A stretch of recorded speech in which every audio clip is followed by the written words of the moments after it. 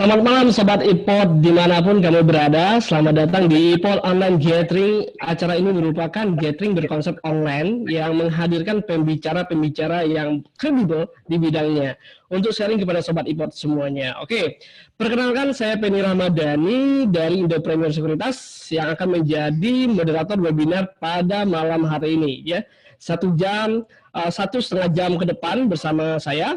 Nah, sebelum sesi kedua dimulai, ya berikut saya bacakan peraturan webinar hari ini demi kelancaran acara dan kenyamanan peserta lainnya. Indopreneur berhak mengeluarkan peserta yang tidak mengikuti aturan tersebut. Oke, yang pertama ya, peserta diwajibkan menggunakan nama lengkap ketika join webinar sesuai yang dicantumkan saat registrasi. Ya, apabila belum selesai, silakan rejoin terlebih dahulu. Nah, kedua, menyampaikan pertanyaan sesuai tema hanya melalui chat Q&A dengan kalimat yang sopan dan tidak mengandung sara. Moderator berhak memilih pertanyaan yang akan ditanyakan ke narasumber. Ketiga, dilarang menuliskan kalimat yang tidak sopan dan mengandung sara di kolom chat. Keempat, dilarang merekam materi acara dan menyebarluaskannya. Materi dalam acara ini memiliki hak cipta atas nama narasumber dan Indopreneur Sekuritas. Nah, yang kelima, admin berhak untuk mengeluarkan peserta yang melanggar peraturan webinar hari ini. Oke, nah di akhir sesi akan ada door prize ya, menarik bagi para peserta. Ya, jadi kami harapkan para peserta tetap stay tune di webinar ini sampai di akhir sesi. Oke, mungkin teman-teman semuanya sudah mengetahui ya webinar kita pada malam hari ini. Kebetulan saya akan membicarakan di mana pandemi COVID-19 telah melanda hampir semua negara dunia ya, termasuk Indonesia. Berbagai langkah telah dilakukan ya oleh pemerintah untuk mengurangi penyebaran virus. Di antaranya pemberlakuan social distancing hingga pembatasan sosial berskala besar atau PSBB ya. Nah, yang tentunya berdampak pada kondisi ekonomi berbagai daerah di Indonesia ya. Nah, bagaimana kebijakan fiskal yang diambil oleh pemerintah? Apakah mempengaruhi kondisi pasar modal saat ini? Atau bagaimana tren investasi pasca pandemi? Nah, kita akan bahas lebih lanjut pada webinar kali ini dengan tema Emergency Nomics ya. Nah, telah hadir bersama kita ya pembicara yang saya rasa sangat kredibel dan luar biasa sekali di bidangnya untuk membahas kondisi global dan domestik, yaitu Mas Bima Yudhistira Adinegara ya. Nah, beliau ini ya, Mas Bima ini merupakan seorang peneliti dari Institute for Development Economic and Finance atau lebih dikenal dengan INDEF. Beliau merupakan alumni dari Universitas Gadjah Mada dan memperoleh gelar master dari Universitas Bradford ya. Saat ini beliau atau Mas Bima ini aktif di kegiatan riset ekonomi dan keuangan di INDEF. Oke ya, kita langsung saja sapa Mas Bimanya. Mas Bima saat ini sudah bergabung bersama kita nih ya. Oke, Mas Bima, apa kabar Mas Bima? Selamat malam semuanya. Assalamualaikum warahmatullahi wabarakatuh. Selamat malam. Oke, waalaikumsalam warahmatullahi wabarakatuh. Gimana Mas, sehat ya? Alhamdulillah sehat. Oke, Mas Bima, selamat datang di iPod Online Gathering dan terima kasih nih telah menyempatkan waktu untuk sharing nih sama Sobat iPod ya yang ada di rumah. Tentu kondisi terkini untuk mendukung strategi investasi Sobat iPod nih. Nah, bagi Sobat iPod ya yang ingin bertanya sesuai dengan materi bisa disampaikan melalui fitur Q&A dan akan saya bacakan di sesi tanya jawab ya. Jadi teman-teman bisa nanti langsung di kolom Q&A ya yang berhubungan dengan materi pada hari ini.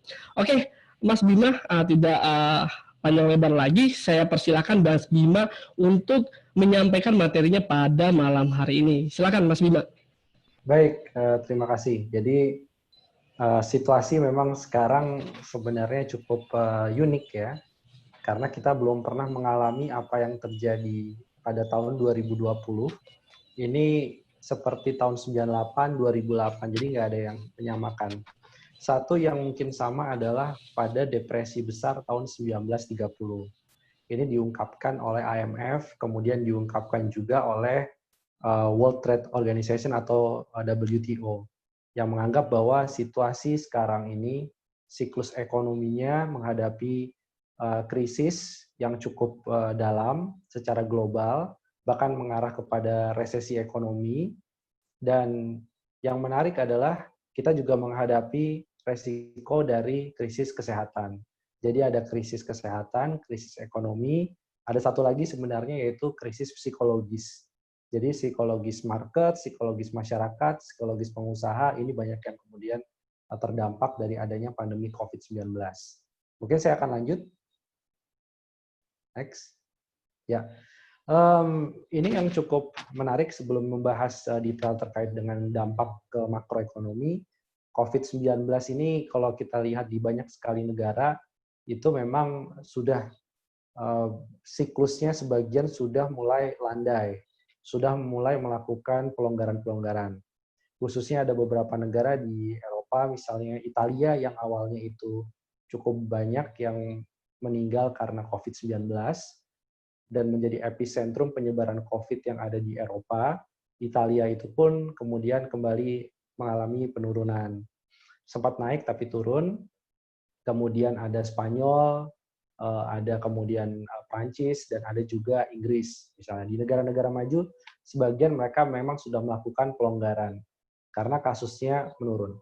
Tetapi sebagai catatan adalah di negara-negara maju, bahkan Amerika Serikat sendiri, dalam beberapa minggu terakhir ini, setelah sebelumnya beberapa kota itu mulai dilonggarkan, seperti di Texas, di Florida, di California, bar mulai dibuka, kafe mulai dibuka misalnya, tapi ternyata mereka menghadapi apa yang disebut sebagai gelombang kedua atau second wave. Jadi situasinya memang unpredictable. Kita kira akan selesai di beberapa negara maju karena siklusnya lebih cepat dibandingkan Indonesia. Tetapi negara maju pun yang sudah landai masih harus menghadapi tantangan gelombang kedua, second wave ini. Makanya di Texas, California, bar yang sudah dibuka, kafe yang sudah dibuka, itu kemudian ditutup lagi. Untuk kasus di negara-negara Asia dan negara-negara berkembang, ini ada yang menarik. Saya ambil misalkan dari N-coronavirus, ini bisa diakses secara publik. Ternyata Indonesia itu masih dalam kategori merah. Jadi ada yang kategorinya hijau, artinya mereka sebagian sudah dikatakan bisa mengalahkan penyebaran pandemi virus COVID-19. Ada yang warnanya itu adalah biru gitu ya, atau ada yang kuning juga, artinya masih jadi warning, tetapi kurvanya cenderung landai. Nah, untuk Indonesia ini sayangnya kita masih masuk dalam kategori merah. Kalau kategori merah ini artinya penambahan kasus hariannya cukup tinggi, kemudian belum ada tanda-tanda penurunan atau melandai. Karena beberapa minggu terakhir juga ada kenaikan sampai per hari di atas 2.000 kasus tuh, karena ada secapa itu, ada klaster baru. Kemudian kita ternyata dalam hal penanganan COVID-19, penanganan pandemi ini kita disamakan dengan negara-negara yang cukup lemah dari sisi fasilitas kesehatannya. Seperti misalkan Guatemala, kemudian Haiti, ada Honduras, ada Iran, kemudian ada Irak gitu ya. Yang agak sedikit bagus mungkin Israel. Tapi overall kita bisa melihat bahwa apakah kebijakan pelonggaran PSBB dan sekarang akhirnya menjadi perdebatan lagi dengan adanya komite yang baru, apakah sebenarnya pemerintah ini memperhatikan dari sisi kesehatan atau lebih berat panglimanya atau yang menjadi fokus sekarang ini adalah dari sisi ekonomi. Nah, tadi pagi saya berbicara dengan Pak Susiwiono, dia adalah Sesmenko, Kemenko Bidang Perekonomian. Ternyata memang ada arahan kenapa gugus tugas COVID-19 itu kemudian dibubarkan dan dijadikan Satgas di bawah Komite Pemulihan Ekonomi, yang dikepalai oleh Menko Bidang Perekonomian, memang ingin ada sebenarnya keseimbangan antara ekonomi dan kesehatan. Tapi kalau kita melihat yang terjadi sekarang ini adalah bagaimana pelonggaran-pelonggaran yang belum pada waktunya itu justru akan merugikan khususnya dunia usaha dan trust dari investor. Karena khawatir bahwa cost dari segi biaya kesehatannya akan membengkak di tengah iuran BPJS kesehatan yang naik misalnya, fasilitas kesehatan kita juga sangat terbatas kalau mau melakukan pelonggaran yang belum pada saatnya, dan dikhawatirkan dengan kasus positif yang semakin tinggi, kita akan melihat ternyata mobilitas masyarakat atau pergerakan masyarakat untuk berbelanja di retail maupun ke tempat rekreasi itu masih negatif, walaupun ada embel-embel sudah mengikuti protokol kesehatan. Ya, jadi ini salah satu hal yang cukup anomali. Negara lain melakukan pelonggaran ketika kasus positifnya sudah turun, kematiannya kemudian sudah nol, bahkan seperti kasus di Vietnam. Tapi untuk Indonesia, ini kenapa too early untuk melakukan pelonggaran? Nah, ini yang jadi menarik. Nanti kita bahas. Lanjut. Nah, ini saya bandingkan 3 negara yang menarik. Indonesia, China, dan Vietnam. Jadi ada hal yang kita lihat kenapa China itu kuartal pertama ekonominya minus 6,8% year on year. Tetapi di kuartal kedua tahun 2020, pertumbuhan ekonominya bisa di atas 3%. Apa yang membuat kemudian China bisa melakukan recovery, dan sepertinya China salah satu negara yang bisa selamat daripada resesi ekonomi. Karena definisi resesi ini kan secara 2 kuartal berturut-turut itu negatif. Tetapi di kuartal kedua, China bisa membuktikan pertumbuhan ekonominya menjadi positif, di atas 3%. Ternyata salah satu rahasianya adalah karena memang penanganan pandeminya itu dilakukan secara lebih serius. Jadi keputusan untuk melakukan lockdown misalnya di Cina itu diapresiasi karena ya memang akan sakit gitu dalam jangka waktu yang sangat pendek, ekonomi akan menderita dalam jangka waktu yang sangat pendek, tetapi ketika kemudian kasusnya sudah mulai turun dan bisnis sudah mulai normal, ini cukup membangkitkan confidence, dan kemudian juga terlihat dari bagaimana disiplin yang ketat di Wuhan, di Provinsi Hubei, kemudian ada bantuan sosial yang cukup efektif, dan yang menarik adalah trust kepada pemerintah yang cukup tinggi. Ini juga terlihat di Vietnam, makanya ini kita melihat apa hubungan antara Cina dan Vietnam. Vietnam ini banyak meniru China model, karena dianggap sebenarnya replika Cina di negara Asia Tenggara. Dan Vietnam membuktikan, pertama pendekatannya berbasis sains, yang kedua itu pendekatannya juga berbasis pada tracing, artinya kalau ada satu pasien COVID-19 yang positif, ini Vietnam langsung melakukan tracing siapa saja tadi bertemu dengan siapa dan segala macam, dan tempat-tempat yang tadi ditinggali oleh si pasien positif COVID-19 itu kemudian dilakukan sterilisasi. Bahkan di Vietnam ada ATM beras yang disediakan oleh pemerintah, sehingga banyak yang kemudian lebih memilih untuk di rumah saja, dan lockdown berjalan cukup sukses di Vietnam. Akhirnya kasus positifnya turun, dan Vietnam salah satu negara yang paling cepat dalam menutup penerbangan internasional, khususnya dari Cina, dan sekarang ini menjadi negara yang paling siap untuk membuka kembali pariwisatanya. Nah, ini jadi kita banyak belajar dari Vietnam. Nah, sementara Indonesia ini sepertinya salah satu yang kita harus hadapi, gelombang pertama saja belum selesai, maka resiko terhadap gelombang kedua pun juga sepertinya masih cukup tinggi dalam beberapa bulan ke depannya, atau sampai mungkin tahun 2021. Lanjut. Nah, ini tadi yang saya sebutkan. Awalnya new normal ini ditujukan, atau new normal atau sekarang diganti menjadi adaptasi kebiasaan baru, apapun namanya itu, intinya adalah pelonggaran PSBB.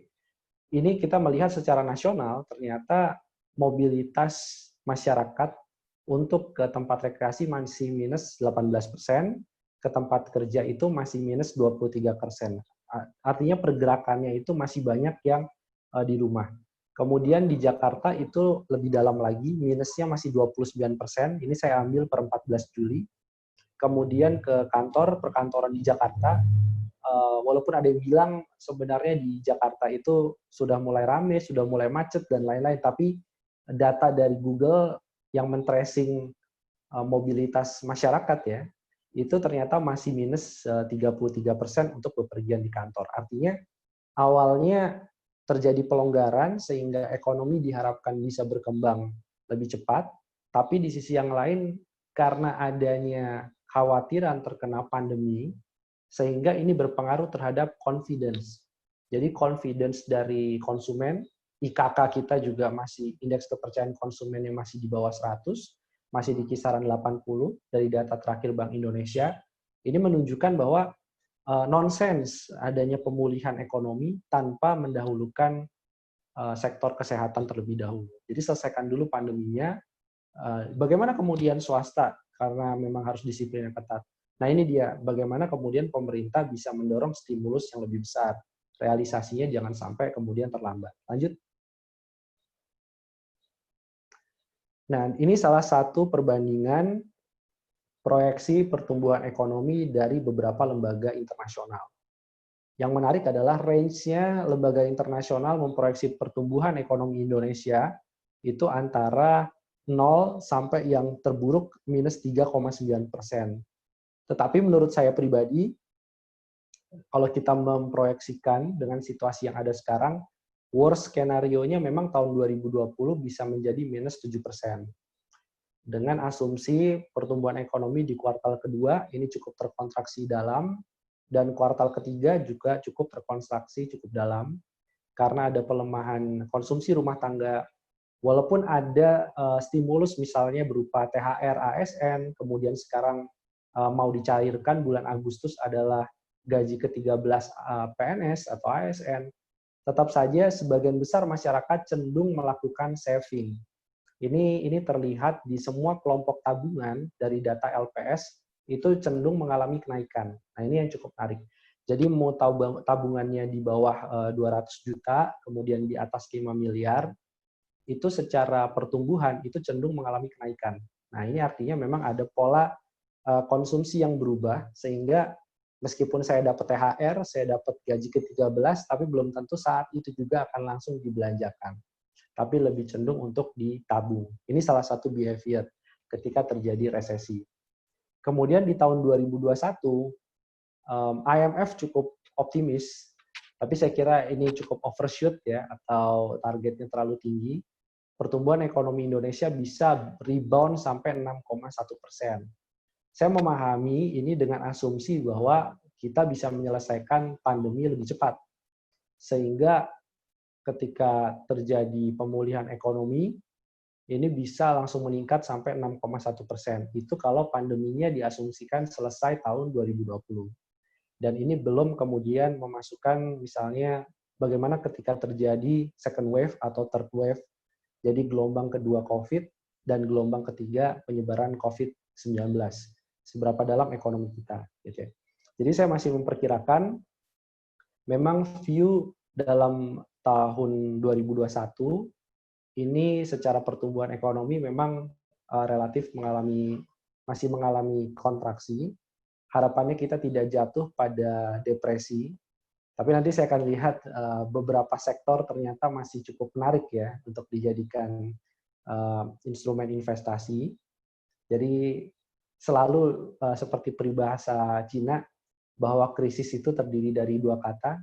Yang satu itu berarti memang kiamat atau bencana, satu lagi memang berarti peluang. Nanti kita akan membaca peluangnya apa. Lanjut. Ya, ini kita bicara bukan market, tapi lebih ke arah investasi langsung, PMA, kemudian PMDN, FDI dan PMDN. Dan ini secara overall ini bisa melihat seberapa dalam sebenarnya kontraksi ekonomi kita selama di kuartal kedua. Ini pada triwulan kedua 2020 barusan dirilis oleh BKPM beberapa hari yang lalu. Itu memang pertumbuhan realisasi investasi baik PMA dan PMDN itu minus 4,3% secara year on year. Dan khusus untuk PMA itu minus sampai 7% ya, hampir 7%, minus 6,9%. Nah ini artinya apa? Saya melihat ada beberapa hal yang cukup menarik. Kesimpulan yang pertama, melihat realisasi investasi yang rendah, beberapa negara asal investor, khususnya Singapura, itu mengalami tekanan yang cukup dalam pada kuartal kedua. Karena secara Q2Q atau quarter to quarter itu minusnya sampai 40% lebih. Ini yang cukup dalam ya. Tidak pernah terjadi sejak Singapura merdeka menjadi negara, itu tidak pernah terjadi sedalam itu.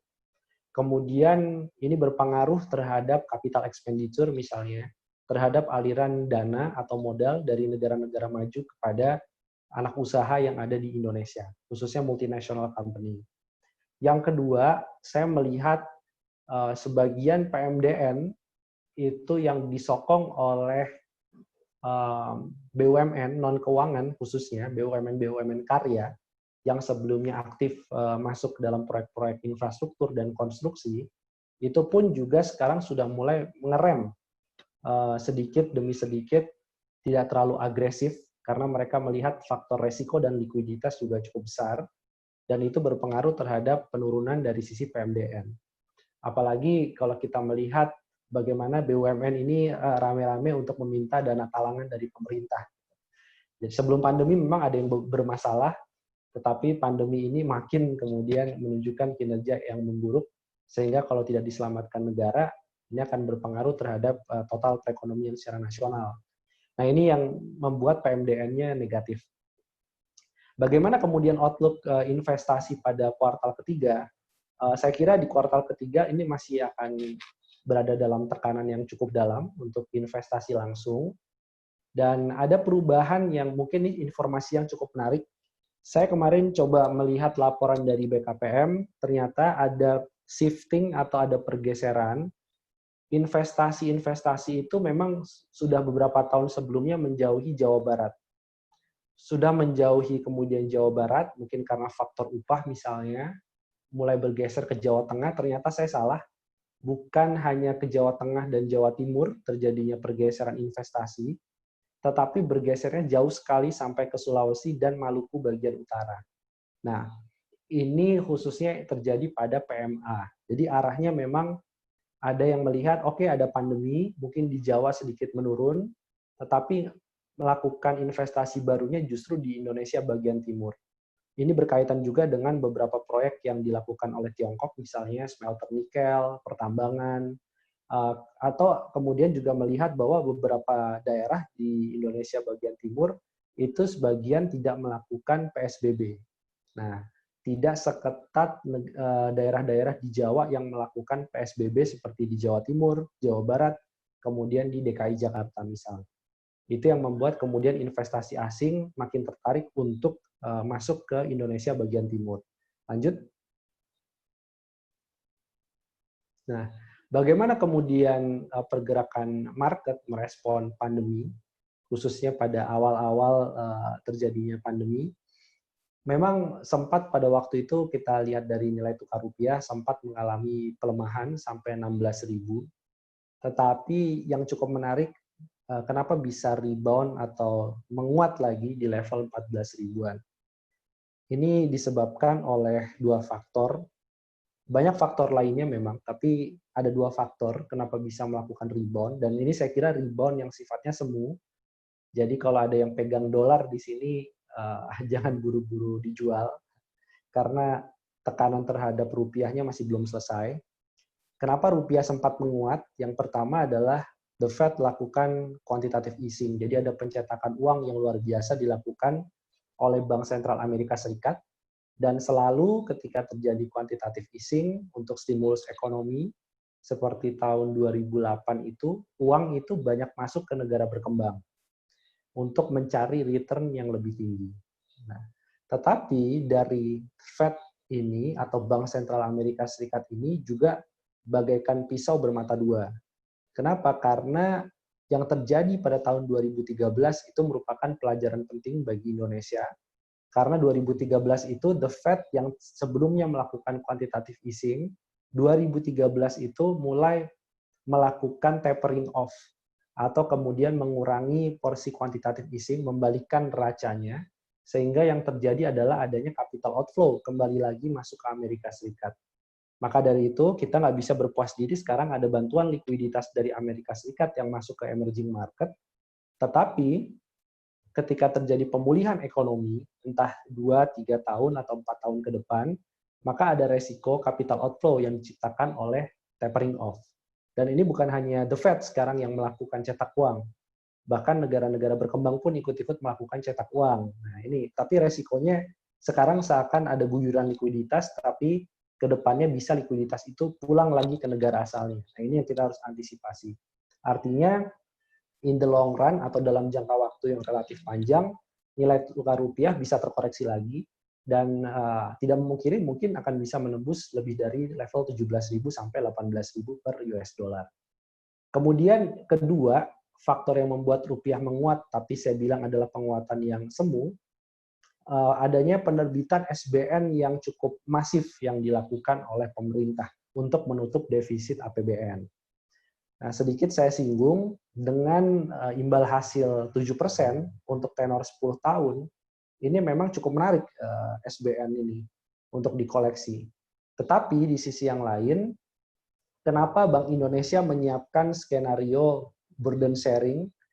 Ini karena dikhawatirkan bahwa penerbitan SBN yang cukup agresif, targetnya 1.000 triliun lebih untuk tahun 2020 ini ada titik di mana sudah mulai mengalami penurunan. Akan terjadi titik di mana appetite dari investor akan menimbang antara return dari SBN kemudian dengan resiko, misalnya resiko ekonomi yang ada di Indonesia.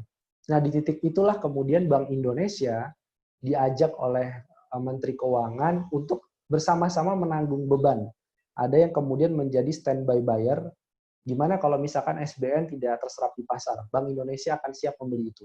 Tapi burden sharing ini menjadi sinyal sebenarnya pemerintah sedang memikirkan resiko terburuk apabila SBN ini tidak terlalu laku di pasaran, khususnya tidak terlalu menarik di mata para investor asing karena melihat dari sisi resiko yang meningkat.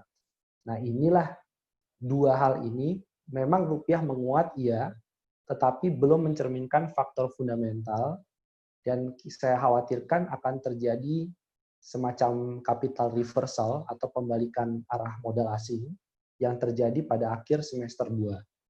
Jadi yang pegang dolar, jangan buru-buru dijual, karena mungkin cuannya baru akan terjadi di semester 2. Ya. Karena tidak ada satupun faktor fundamental, kalau tadi melihat penyebaran pandemi yang masih tinggi, kasus positif yang masih tinggi, kontraksi ekonomi yang cukup dalam di kuartal 2 dan 3, ini kita bisa bicara tidak ada yang fundamental yang membuat rupiah bisa bertahan di 14.000 dalam jangka waktu yang cukup lama. Ya, lanjut. Nah, dari sektor real, tadi market, sekarang sektor real.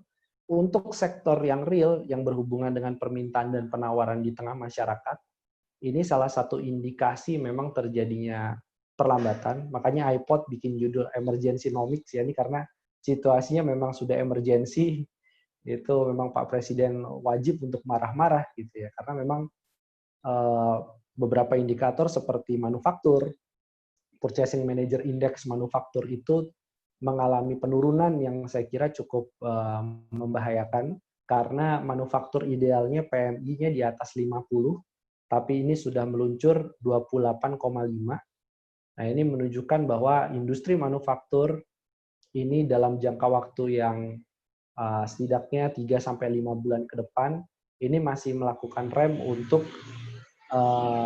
menurunkan atau berhati-hati dalam melakukan kenaikan kapasitas produksinya. Dan ini juga seiring, jadi tidak salah juga kenapa industri manufaktur melakukan rem untuk pembelian bahan baku misalnya, dan barang modal, karena melihat bahwa konsumen itu belum confidence. Konsumen sekali lagi masih meraba-raba kapan sih ekonomi akan pulih, kemudian aman nggak sih jalan-jalan kemudian di luar, ya. Dan itu yang membuat angka indeks keyakinan konsumen kita berada jauh di bawah angka 100. Yang artinya apa? 100 ini level confidence-nya. Kalau IKK atau indeks keyakinan konsumen di bawah angka 100, seperti yang kita lihat per Mei itu di 83,8, ini artinya memang terjadi optimisme yang sangat rendah. Makanya tadi dikonfirmasi oleh data LPS, terjadi pertumbuhan tabungan di hampir semua kelompok.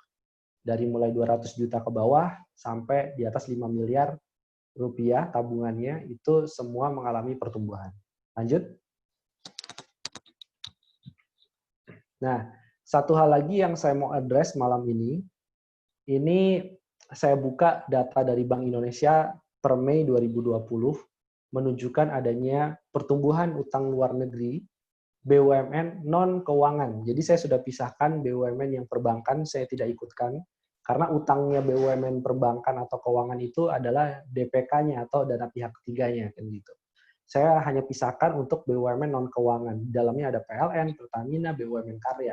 Nah, yang tidak wajar, dan ini menjadi hal yang harus dicermati bagi para pelaku pasar, ini terjadi pertumbuhan yang anomali, naiknya 25,5%, padahal Bank Indonesia memproyeksi di kuartal yang sama, itu secara year on year ekonomi kita bisa tumbuh minus 4,8%. Jadi ekonominya negatif minus 4,8%, tapi sampai bulan Mei itu terjadi lonjakan year on year utang luar negeri BUMN 25,5%.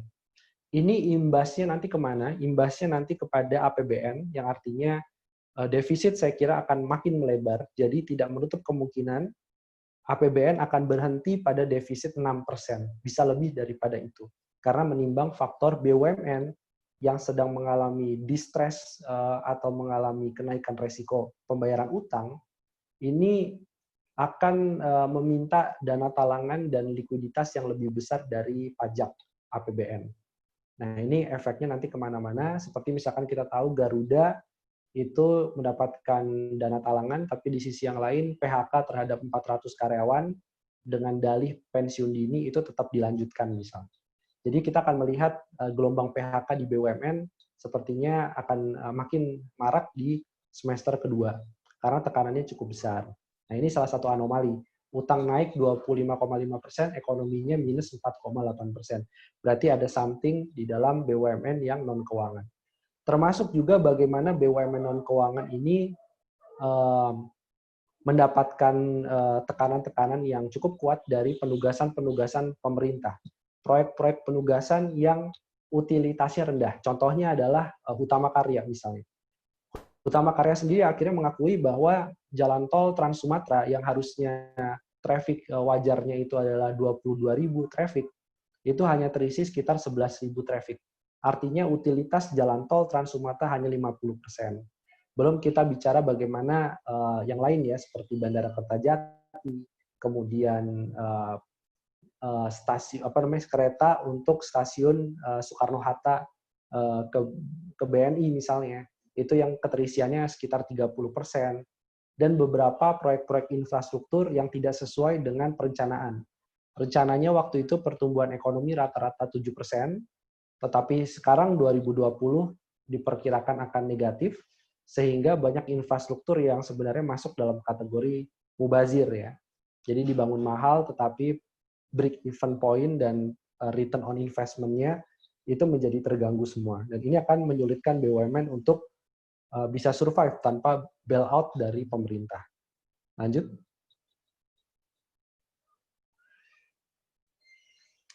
Nah, kalau kita spesifik, bagaimana kesiapan Indonesia? Pertanyaannya adalah seberapa siap kita menghadapi resesi ini? Kalau kita bandingkan dengan beberapa negara, persentase stimulus terhadap PDB Indonesia relatif kecil, hanya kisaran 4% atau masih di bawah 5% dari GDP. Sementara kita melihat Singapura yang jauh lebih besar presentasi stimulus terhadap GDP-nya, 13% misalkan, itu mengalami resesi. Kemudian ada Malaysia, resesi juga, padahal dia sudah menyediakan 20,8%. Ada subsidi internet gratis di Malaysia. Malaysia juga menyediakan subsidi gaji. Kita nggak punya tuh internet gratis, stimulusnya dan subsidi gaji bagi pelaku usaha agar tidak melakukan PHK. Itu Malaysia sudah melakukan itu pun juga khawatir terjadi resesi. Sementara di negara-negara maju memang stimulusnya relatif lebih besar daripada GDP ya, seperti di Jerman bisa lebih dari 40% daripada GDP. Nah, Italia 43%, Prancis 25%. Nah, negara-negara maju ini selain sebelumnya fasilitas kesehatan sudah bagus, kemudian jaminan sosialnya juga sudah bagus, ya sudah cukup tinggi dibandingkan negara-negara seperti Indonesia, Malaysia, itu pun mengalokasikan stimulus. Makanya kita ingin kalau bisa stimulus pemerintah itu 10% dari GDP. Uangnya dari mana kalau nggak dari utang gitu ya? Uangnya banyak sebenarnya bisa dilakukan penghematan anggaran. Karena saya melihat ada beberapa kementerian yang justru meningkatkan anggarannya. Salah satunya adalah Kementerian Pertahanan misalnya, itu meningkatkan belanja alutsista cukup tinggi. Sementara stimulus kesehatan itu butuh lebih banyak lagi alokasi masuk ke situ. Stimulus UMKM lebih butuh masuk ke situ. Tetapi memang ada beberapa hal yang sepertinya Presiden sendiri tidak berani untuk melakukan tindakan-tindakan yang lebih berani lagi atau lebih tegas lagi untuk melakukan pemangkasan anggaran. Misalnya kemarin kita melihat bagaimana kemudian Presiden marah-marah dan bilang ada 18 lembaga yang ingin dibubarkan. Ketika dicek ke 18 lembaga itu, ternyata itu bentuknya hanya komite, kemudian tim. Padahal yang kita harapkan pembubarannya adalah pembubaran kementerian lembaga. Sehingga memang kementerian lembaga dengan menggunakan Perpu, ini lebih efektif karena dana yang di-saving relatif cukup besar untuk membiayai stimulus. Lanjut. Nah, ini yang menjadi concern kenapa saya bilang ada tekanan terhadap pemulihan ekonomi dan ketidakpastian yang cukup tinggi. Karena sekali lagi tidak ada pemulihan ekonomi tanpa melakukan penanganan kesehatan secara lebih serius. Itu yang sebenarnya kita harapkan dari pemerintah. Tapi kalau melihat porsi alokasi dari stimulus kesehatan, itu ternyata hanya 12,5% dari total belanja stimulus 695 triliun. Sementara stimulus untuk korporasi jauh, hampir 2 kali lipatnya, 24,4%, termasuk pengurangan tarif PPh badan, kemudian ada pengurangan pajak khususnya untuk ekspor dan impor, kemudian ada juga beberapa diskon pajak-pajak lainnya yang dinikmati oleh korporasi. Artinya kan kalau kita melihat perbandingan ini, sorry suaranya kurang jelas ya, oke gini aja. Jadi kalau kita melihat perbandingan ini maka akan terlihat bahwa pemerintah belum memberikan porsi yang lebih besar kepada stimulus di sektor kesehatan. Karena idealnya stimulus di sektor kesehatan setidaknya sama atau lebih besar daripada stimulus di korporasi. Nah, ini untuk menunjukkan bahwa pemerintah sangat concern terhadap sektor kesehatan. Lanjut. Nah, ini sekarang kita tinggal lihat mau recovery-nya model seperti apa. Ada huruf V, ada huruf W, ada huruf L, ada huruf U. Nah, ini artinya saya melihat mungkin kita akan masuk kalau tidak pada huruf U, huruf L, atau huruf W. 3 kemungkinan ini. Karena kalau melihat V-shape sepertinya cukup berat.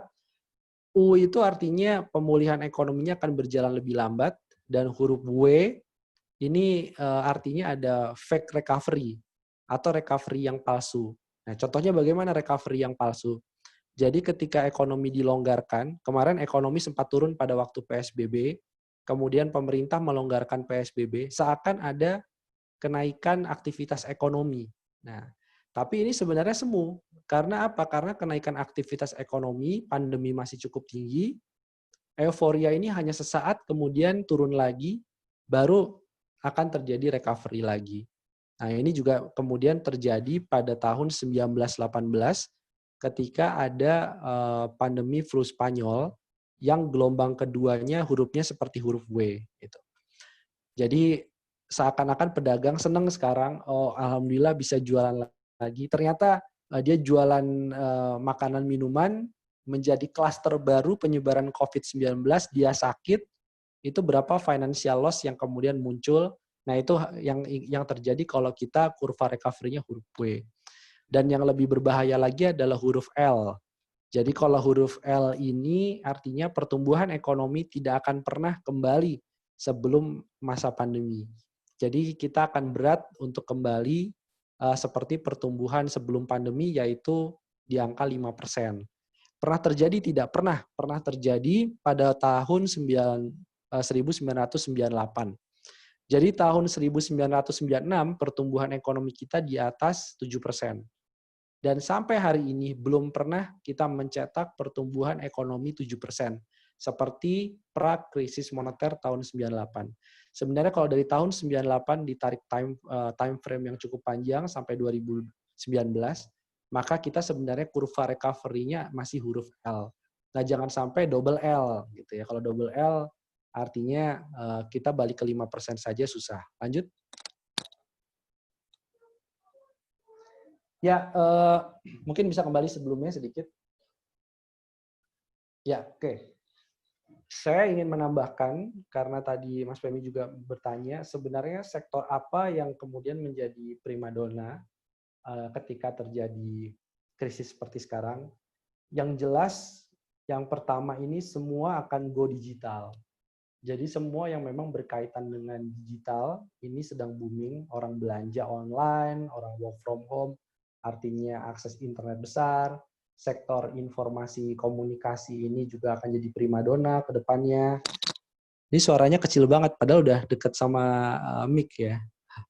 Oke, jadi sektor yang akan menjadi primadona, Internet of Things, termasuk di dalamnya ada informasi dan komunikasi. Kemudian yang kedua gitu ya, kedua ini berkaitan kemudian dengan makanan minuman, karena bagaimanapun juga walaupun ada kontraksi dari beberapa retail yang menjual makanan minuman, tetapi bagaimanapun juga orang cenderung tetap membutuhkan makanan minuman. Karena Indonesia ini ada 260 juta penduduk lebih, dan kelas produktifnya cukup banyak, ada generasi milenial yang produktif 90 juta orang, ini membutuhkan makanan dan minuman, jadi prospeknya masih cukup bagus. Bahkan Indofood, khususnya produk Indomie, mie instan, itu mencatatkan kenaikan kalau tidak salah sampai 1 triliun lebih selama pandemi.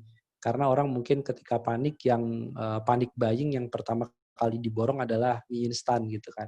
Jadi orang tetap panik bagaimana mengamankan isi kulkas dan isi lemari di dapur.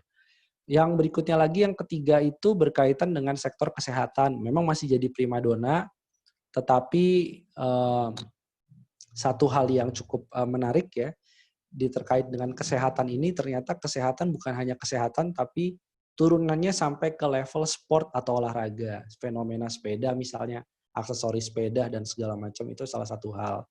Yang berikutnya lagi, ini adalah sektor yang berkaitan kemudian dengan otomotif, tetapi otomotif pasca pandemi diperkirakan ini akan mulai mengarah kepada otomotif yang lebih ramah lingkungan. Salah satunya adalah mobil listrik. Dan artinya ke depan ini elektronik maupun mobil listrik akan membutuhkan baterai yang jumlahnya cukup besar. Nah, ini kebutuhan energi ke depan ini bukan hanya oil, tapi juga baterai. Dan alhamdulillahnya kita sebenarnya punya reserve nikel, salah satu yang terbesar di dunia. Makanya nikel akan dipastikan akan menjadi industri yang cukup booming pasca pandemi. Dan terakhir sekali, yang kelihatannya paling lama untuk melakukan recovery itu adalah sektor pariwisata. Jadi Pak Luhut sudah mendorong para ASN untuk melaksanakan perjalanan dinas ke destinasi pariwisata, itu anggarannya 4,1 triliun rupiah. Tapi sepertinya selama pandeminya masih cukup tinggi, orang belum confidence, Wisman belum confidence untuk kemudian berkunjung ke tempat pariwisata. Jadi yang the list untuk sektor yang akan melakukan pemulihan 2020-2021 diperkirakan adalah pariwisata. Kalaupun ada yang bilang bahwa sekarang pariwisatanya berubah menjadi rekreasi lokal, nah itu ya yang kemudian membuat orang banyak membeli sepeda. Jadi tidak betah di rumah, ingin rekreasi tapi nggak jauh-jauh dari rumah, maka alternatifnya kepada olahraga berbentuk misalkan sepeda. Jadi pariwisata sebenarnya hidup, tapi bukan pariwisata yang konvensional. pariwisata yang mungkin di rumah sambil streaming dan segala macam. Mungkin nonton iPod ini sebagai bagian dari rekreasi atau pariwisata gitu ya. Semoga ilmunya bermanfaat. Terima kasih, saya kembalikan kepada Mas Femi. Silakan Mas.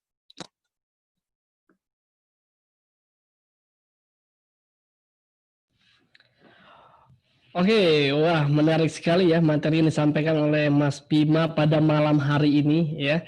Nah, sekarang tiba saatnya kita masuk ke sesi diskusi nih Mas Bima ya. Ini sudah banyak pertanyaan nih yang masuk di kolom Q&A. Nah, mungkin saya akan membacakan ya satu persatu pertanyaan yang sesuai dengan tema kita pada malam hari ini. Oke Mas Bima, saya langsung saja ya membaca pertanyaannya Mas Bima. Oke, ini Silakan. pertama dari Ibu Nia Puspitasari nih di 709 ya. Pertanyaannya, bagaimana pandangan Pak Bima mengenai pasar modal terhadap real ekonomi? Ya, apakah pasar yang anomali ini akan membuat gelembungnya pecah? Gimana Mas Bima? Oke. Sebenarnya bisa dibilang bubble, tapi ternyata ada sedikit yang terbantahkan ya. Satu teorinya adalah tahun 2020 ini tidak terjadi fenomena decoupling. Nah, decoupling itu artinya hubungan antara sektor keuangan dan sektor real itu terpisah. Jadi tahun 98 itu terjadi fenomena decoupling. Sektor moneter keuangan kita itu kena, makanya kemudian disebut bubble, ada bubble utang luar negeri juga, dan itu yang kemudian membuat kita krisis 98, tetapi UMKM atau sektor real itu ada beberapa yang menganggap 98 itu krisis ya gitu. Jadi kalau kita tanya di beberapa daerah itu emang ada krisis ya. 2008 juga sama. Saya tanya ke beberapa pedagang UMKM, yang UMKM jangan yang mikro lah, kita ambil yang menengah. Itu beberapa yang berbisnis makanan minuman, baju ke tahun 2008 melihat itu ngapain sih Bank Century itu bangkrut 6,7 triliun kita harus bail out gitu. Oh jadi Bapak Ibu nggak tahu kalau Bank Century itu lagi krisis, kita sedang menghadapi krisis global 2008. Mereka bilang nggak ada hubungannya. Nah inilah fenomena yang terjadi ketika bubble sektor keuangan itu meletus 98 dan 2008. Tapi untuk tahun 2020 Mas Penny, yang terjadi sekarang ini adalah antara sektor keuangan dan sektor real itu seperti couple, jadi seperti nyambung. Kenapa? Karena sebelumnya dari Januari outbreak di Wuhan, sektor saham kita, rupiah kita tadi ditunjukkan oleh grafis, itu memang mengalami pelemahan. Banyak investor asing yang melakukan net sales. Nah, tetapi di sisi yang lain, realnya juga banyak kena dampak. Gitu. Jadi saya nggak mengira akan terjadi bubble di sektor saham atau sektor keuangan tahun 2020. Karena baik sahamnya melakukan koreksi diri, kemudian sektor realnya memang sekarang karena pandemi UMKM pun susah berjualan. Gitu. Jadi ini satu hal yang agak berbeda dibandingkan krisis-krisis sebelumnya. Jadi kalaupun ada yang kemudian melihat bagaimana nanti koreksi saham dan segala macam, sekarang tadi saya kasih clue-nya sebenarnya. Coba lihat BUMN gitu, ke depannya bagaimana. Karena sekarang yang sedang menjadi perhatian adalah saham-saham khususnya BUMN karya. Oke. Oke ya, sudah dijawab oleh Mas Bima. Kita lanjut nih Mas Bima ke pertanyaan berikutnya dari Ibu Lucia Kosasi di 715. Dengan poin resesi hanya berdasarkan satu negara mengalami 2 kuartal minus pertumbuhan, apakah mungkin negara yang kuartal kedua ternyata positif tetapi negara tetangganya semuanya resesi? Dia bisa selamat dari resesi? Bukankah dunia saling berketergantungan? Gimana Mas Bima? Oke, betul sekali. Saya sepakat bahwa interkonektivitas antar negara itu sekarang jauh melebihi tahun 98 dulu ya. Ibaratnya 98 ada krisis di Asia, tapi ada negara di Eropa yang kena dampak, tapi kecil sekali. Tapi sekarang ini Brexit aja sampai menggoyang rupiah, ibaratnya gitu kan. Jarak Inggris-Indonesia jauh sekali. Nah, yang menarik adalah meskipun interkonektivitas kita semakin erat ya, ada teknologi, ada digital, macam-macam gitu. Main saham pun juga bisa main saham secara global misalnya. Nah, tapi yang menarik itu adalah situasi pandemi tadi itu tergantung penanganan tiap negara yang unik. Contohnya misalkan, kenapa China di kuartal pertama negatif 6,8%, di kuartal kedua bisa positif 3,2% gitu. Ada yang bilang pertama karena siklusnya lebih cepat, karena China asal muasal dari virus COVID-19. Sehingga ketika mereka melakukan lockdown, siklusnya itu lebih cepat selesai. Negara lain baru kena penyebaran, dan Indonesia itu pasien positif 01 itu baru bulan Maret. Jadi kita kelihatannya memang agak terlambat. Itu satu teori ya, tapi harus dibuktikan. Tapi saya lebih percaya bahwa bagaimana penanganan kesehatannya berbasiskan dengan sains ya, dan kemudian bagaimana komunikasi publik, Mas Fendi, karena yang membuat masyarakat ini agak berkurang kepercayaannya terhadap otoritas ya, karena sekarang sudah ditemukan antivirus dalam bentuk kalung antivirus corona misalnya. Jadi jadi orang kelihatannya kayak oh iya antivirusnya udah ketemu, kalau saya keluar di jalan nggak pakai masker nggak boleh dong, saya ditangkap sama aparat misalnya ketika daerah itu memberlakukan PSBB karena saya udah pakai kalung antivirus corona.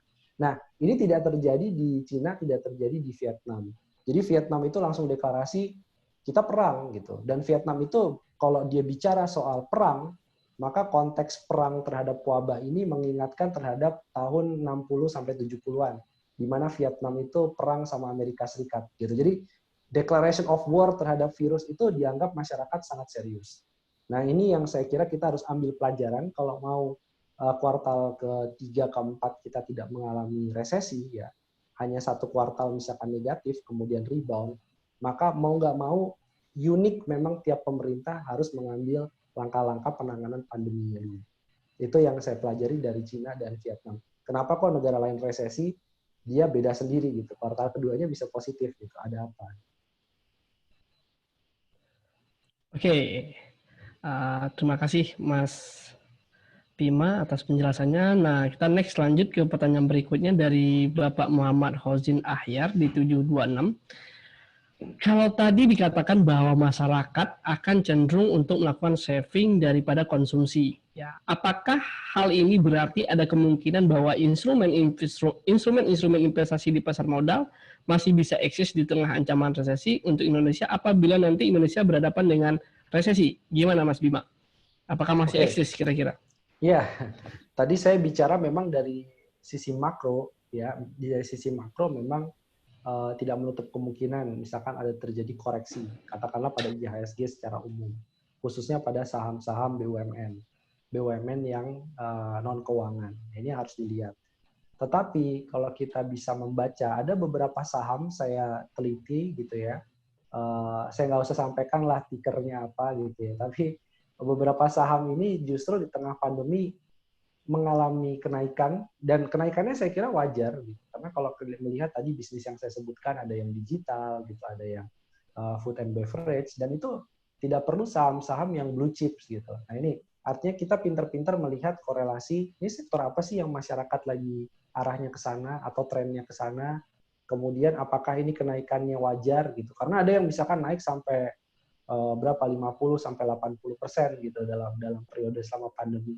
Nah, itu jadi pertanyaan juga tuh kalau naiknya terlalu tinggi ini disuspend kan sama apa namanya sama OJK gitu. Kemudian juga apakah kemudian kenaikannya wajar atau kenaikannya karena gorengan misalnya. Jadi kita memang harus melihat laporan keuangannya, balik lagi analisis fundamentalnya, kemudian kita melihat korelasinya dengan makroekonomi. Itu masih ada saham-saham yang relatif performanya masih oke gitu di tengah situasi pandemi gitu.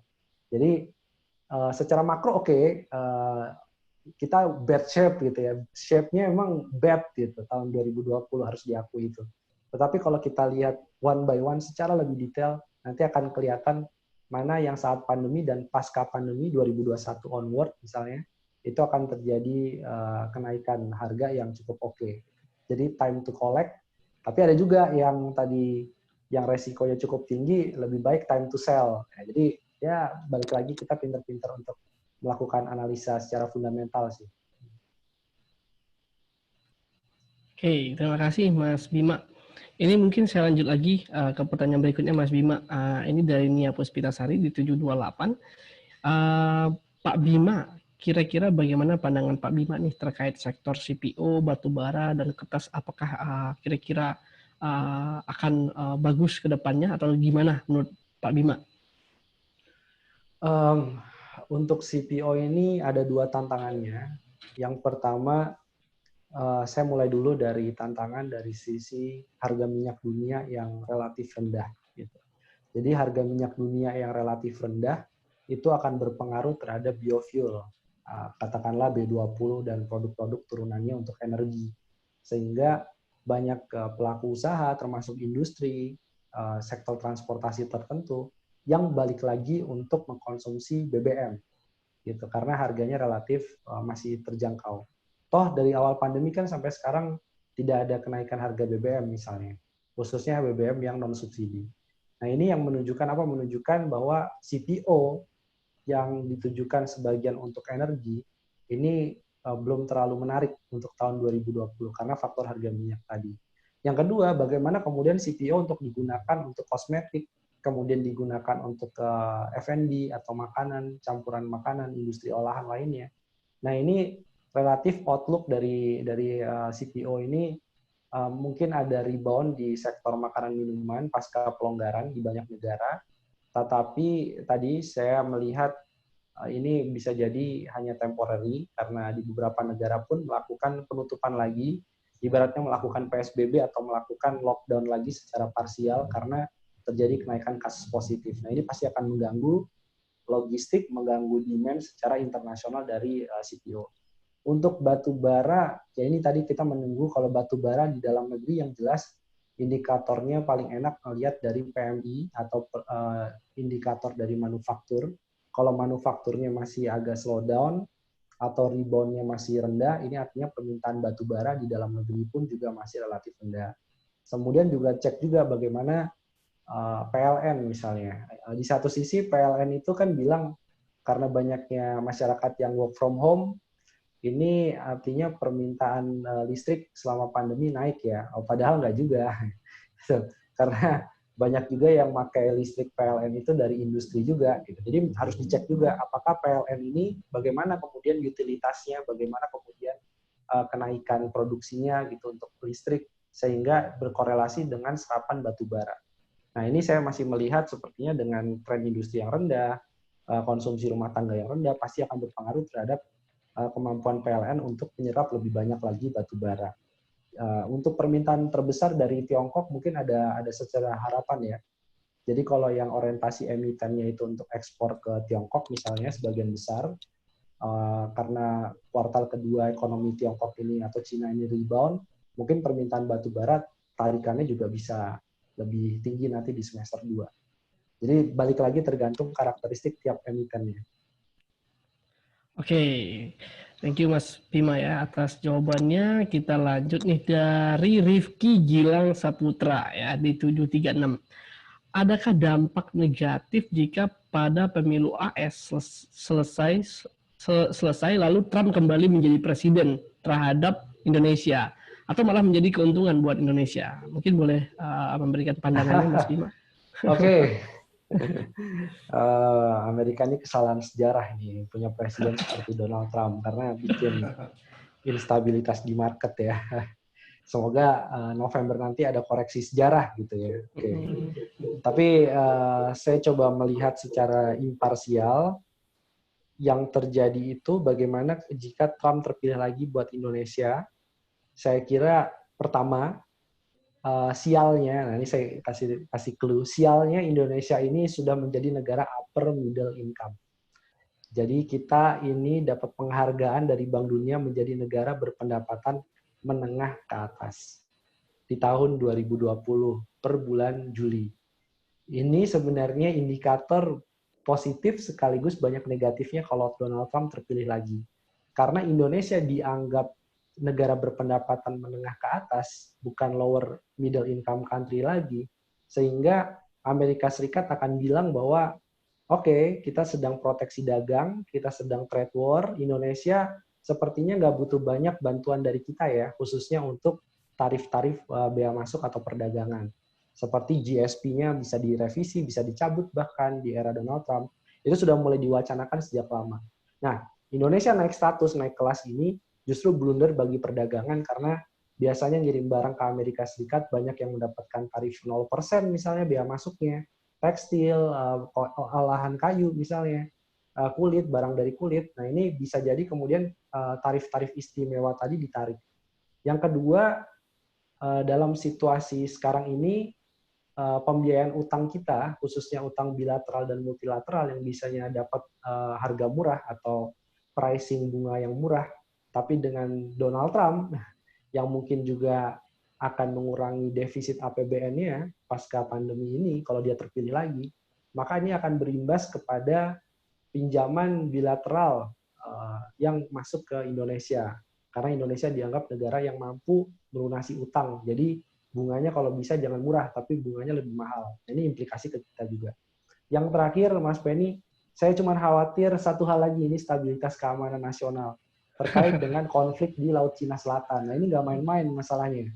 Laut Cina Selatan itu sepertiga perdagangan dunia itu lewat Selat Malaka itu, gitu.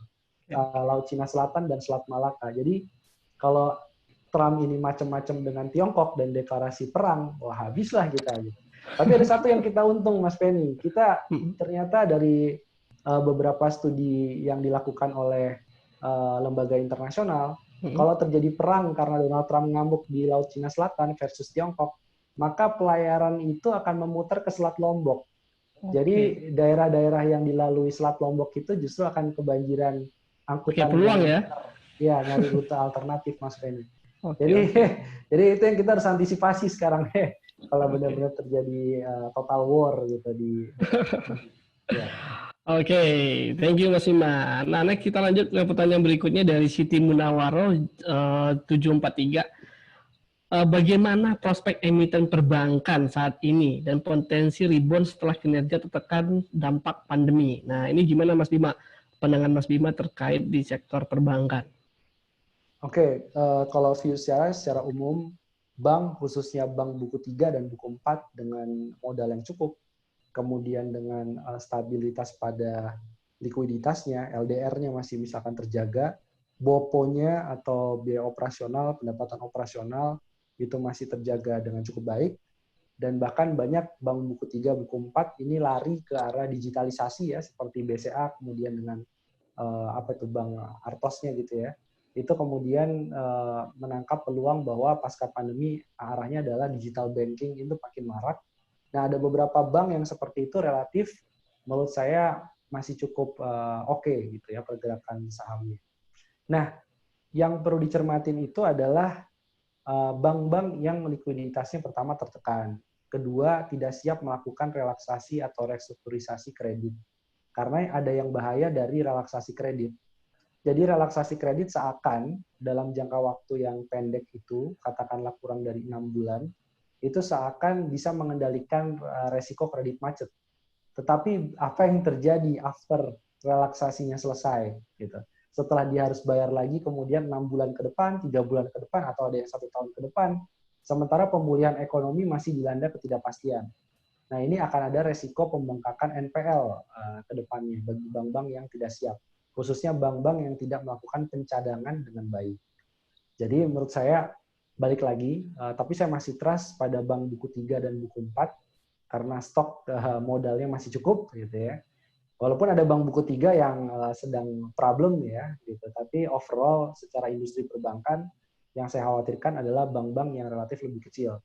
Karena ini persaingan di bawahnya relatif lebih ganas. Oke, terima kasih Mas Bima. Nah, kita lanjut nih ke pertanyaan berikutnya. Oke, masih semangat ya Sobat Ipot ya. Oke, dari Linda Wahyu Setiawati 748. Bagaimana caranya untuk mengatasi panic buying yang sering terjadi di pasar maupun di supermarket saat ini? Terima kasih sebelumnya. Panic buying ya. Panic buying ini kalau emitennya makanan minuman happy. Karena yang diborong minyak goreng, yang diborong mie instan ya kan, Indomie kan, yang diborong susu formula, clue-nya. Apalagi tuh kalau panic buying yang diborong model-model seperti itu, frozen food atau makanan-makanan beku gitu. Nah, jadi ada beberapa yang menurut saya cukup menarik ya kalau kita mencermati fenomena panic buying. Tapi kalau kita baca secara ekonomi memang nggak bagus karena mengakibatkan harga meningkat di luar kewajaran. Nah, jadi apa yang harus dilakukan kalau bisa ngasih advice kepada pemerintah?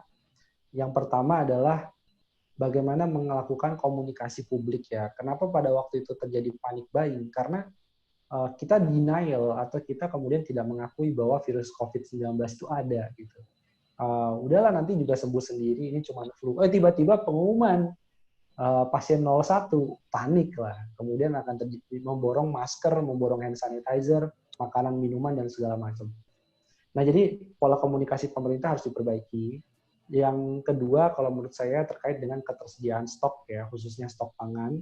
Itu kenapa Pak Prabowo sebagai Menteri Pertahanan nyambi menjadi Menteri Pertanian untuk mengamankan ketahanan pangan. Sebenarnya untuk mengantisipasi panik buying mungkin ke depannya kalau terjadi krisis pangan. Yang terakhir saya kira harus ada semacam punishment terhadap pihak-pihak yang memainkan harga. Trader-trader di pasar-pasar yang memainkan harga dengan cara menimbun misalnya. Itu kalau perlu memang hukumannya diperberat dan kalau bisa ya apa ya namanya pas diumumkan itu nggak usah mukanya dilindungin pakai masker atau apa gitu biar ada tekanan sosial, ada sanksi sosial bahwa menjadi penimbun yang melakukan panic buying itu dosanya lebih dosa daripada teroris misalnya gitu. Jadi harus ada efek jerak ke sana. Itu Mas Ben. Oke. Next, pertanyaan berikutnya dari Philip Wijaya 747. USA melakukan quantitative easing ya, tapi mengapa USD tidak melemah? Ekonomi US bagaimana jika Demokrat yang menang? Apa ekonomi dunia akan membaik seiring meredanya konflik dagang? Mungkin Mas bisa dijawab? Oke. Ini tadi ada yang nanya dulu sebentar. Jadi ada yang nanya dari mana asalnya proyeksi minus 4,8%. Oke. Itu tadi dari Bank Indonesia, bukan dari Kementerian Keuangan. Oke. Jadi itu dari Bank Indonesia, tadi saya kasih sumbernya dari BI, bukan dari Kementerian Keuangan. Dan nanti angka real dari pertumbuhan ekonomi di kuartal kedua itu akan dirilis oleh BPS tanggal 5 Agustus. Jadi sekarang ini semua proyeksi ya, tentunya Kementerian Keuangan awalnya minus 3,1, 3,8, naik jadi minus 5,1%. Ya itu namanya proyeksi, tapi nanti tanggal 5 Agustus ini mungkin adalah tanggal yang keramat di pasar modal juga, jadi harus diperhatikan nih oleh audiens semua tanggal 5 Agustus. Surprise-nya berapa sih real pertumbuhan ekonomi di kuartal kedua? Saya sama-sama nunggu itu. Kemudian tadi terkait dengan ketegangan Amerika dengan Tiongkok ya tadi ya. Karena perang dagang ya Mas Penny ya. Bisa diulang tadi, sorry Mas pertanyaannya. Tadi Philip, sorry. Oke, ini USA melakukan quantitative easing, tapi mengapa USD tidak melemah? Kemudian ekonomi USA bagaimana jika Demokrat yang menang? Apakah ekonomi dunia akan membaik seiring meredanya konflik dagang? Oke, terkait dengan quantitative easing, kemudian USD tidak melemah ya. Memang kalau saya melihat dolar indeks itu masih di atas 96 gitu. Jadi artinya apa? Dolar indeks masih cukup tinggi, ini menunjukkan bahwa ini kadang-kadang kaitan antara quantitative easing dengan dolar sebagai mata uang Amerika Serikat ini tidak linear. Artinya apa? Artinya dolar ini masih dianggap sebagai safe haven. Itu masalahnya. Kalau Indonesia melakukan quantitative easing secara jor-joran, rupiahnya bisa melemah.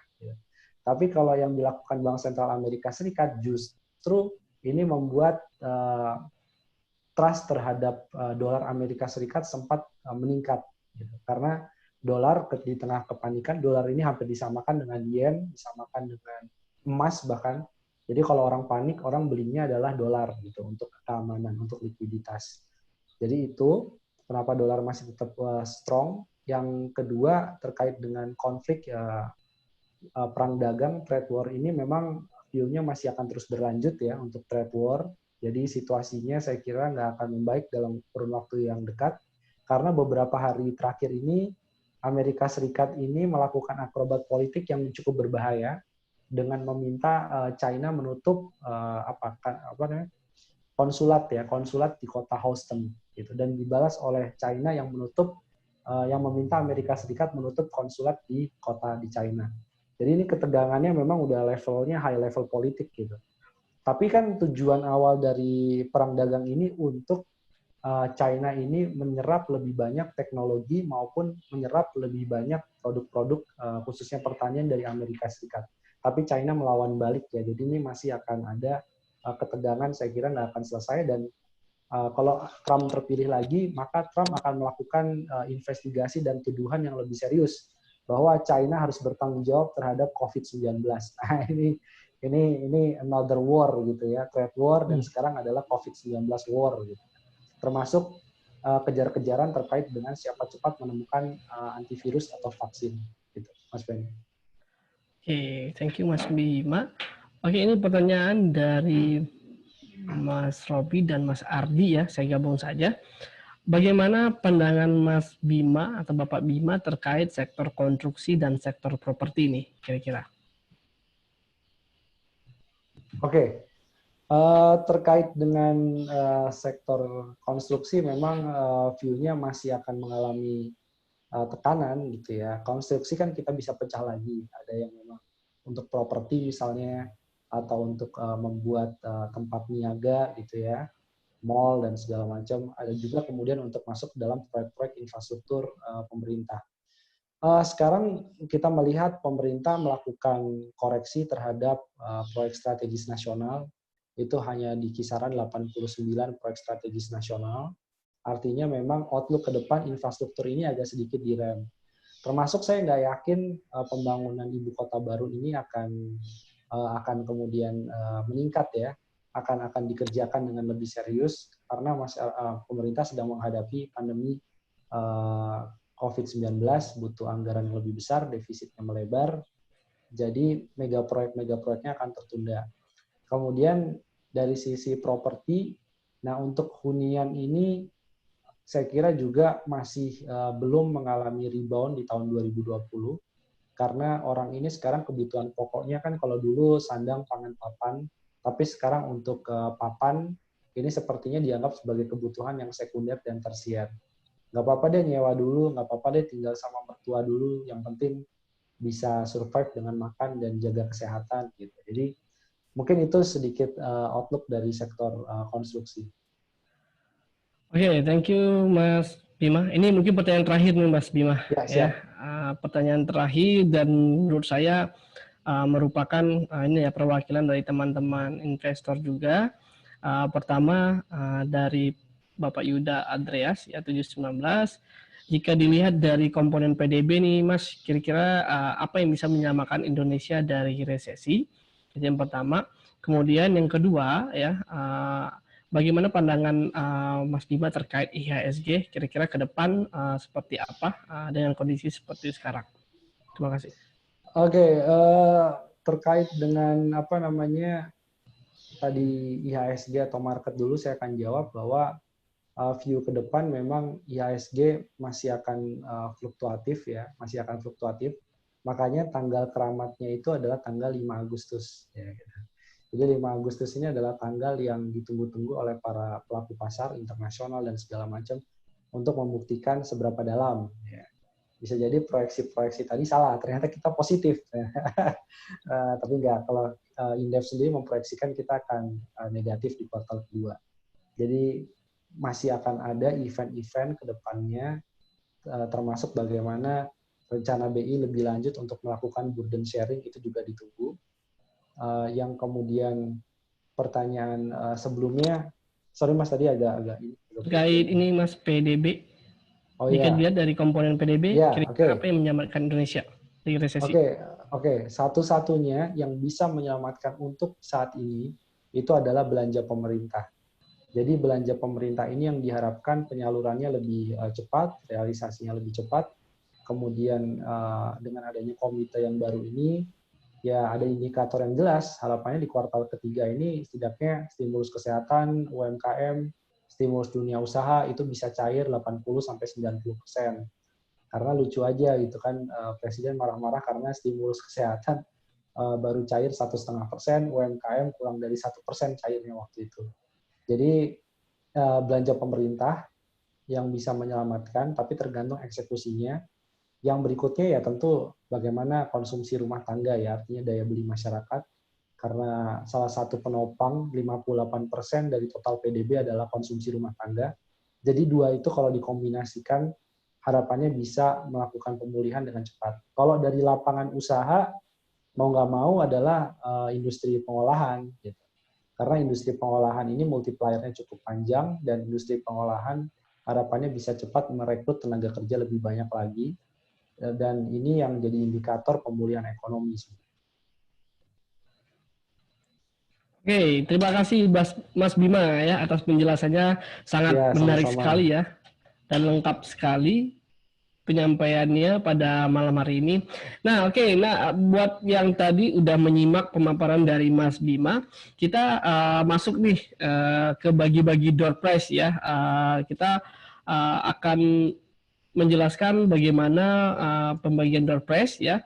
Jadi door prize ini dapat berupa voucher investasi senilai 200.000 ya untuk 5 orang yang beruntung, dan eksklusif merchandise untuk 5 orang yang beruntung. Jadi Sobat Ipot bisa pilih ya, apakah mau voucher investasi senilai 200.000 atau eksklusif merchandise ya, yang bisa diterima dari Ipot ya. Ini khusus untuk 5 orang yang beruntung ya. Jadi berdoa aja ya Sobat Ipot.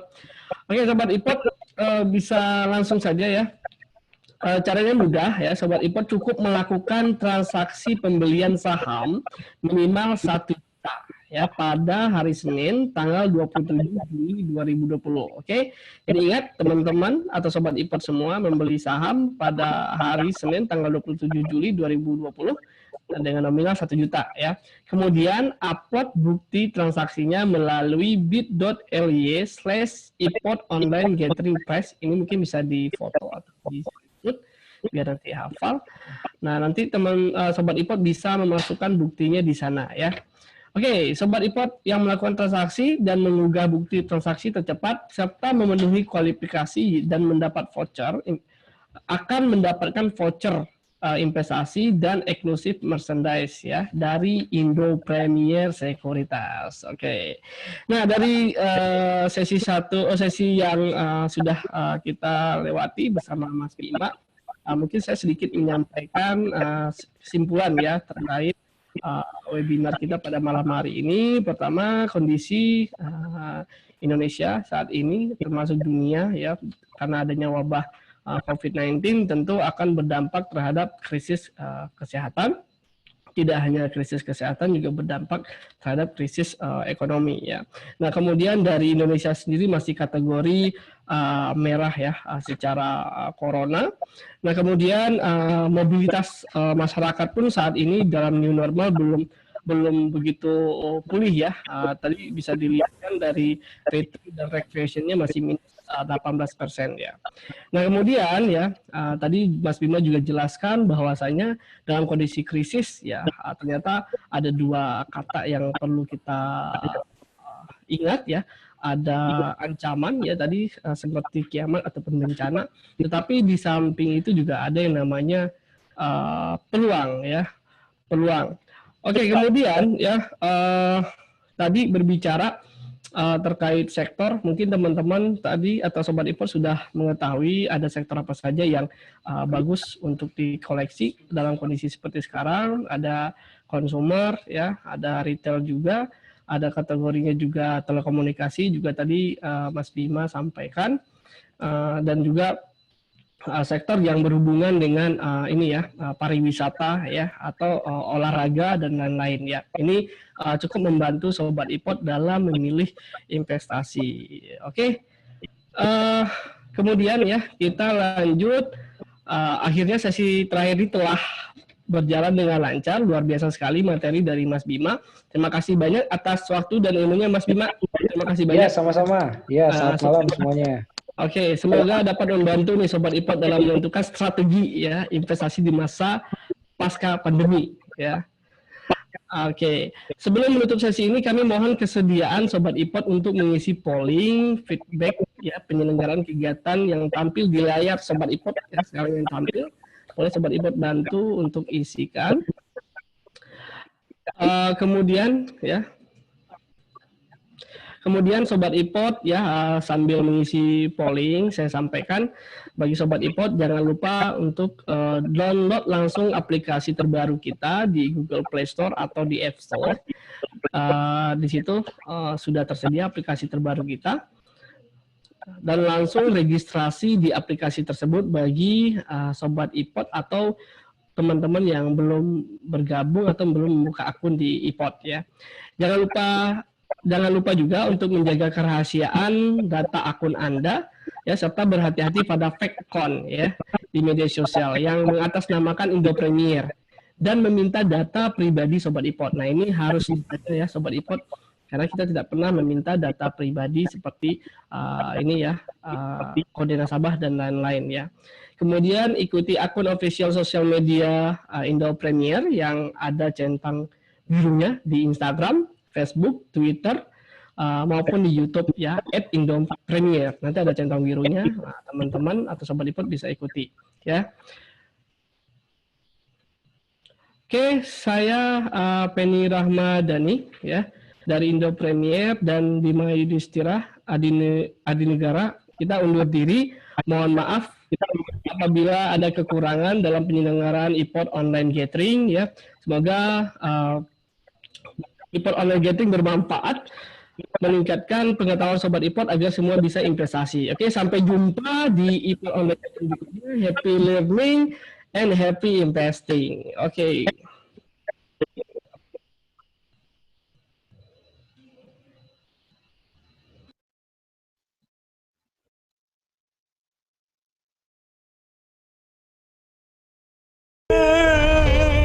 Pengen rumah baru, nikah, jalan-jalan. Gak bisa keluar rumah? Ambil HP, mulai investasi saham. Download iPod, buka rekeningnya full online.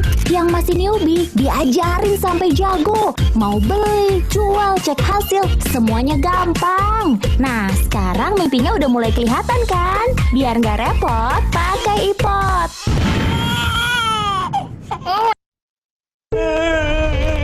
Pengen rumah baru, nikah, jalan-jalan. Gak bisa keluar rumah? Ambil HP, mulai investasi saham. Download iPod, buka rekeningnya full online.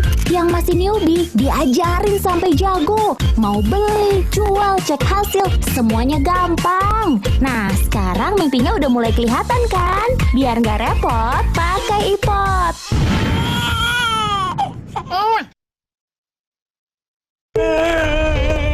Pengen rumah baru, nikah, jalan-jalan. Gak bisa keluar rumah? Ambil HP, mulai investasi saham. Download iPod, buka rekeningnya full online. Yang masih newbie, diajarin sampai jago. Mau beli, jual, cek hasil, semuanya gampang. Nah, sekarang mimpinya udah mulai kelihatan kan? Biar nggak repot, pakai iPod.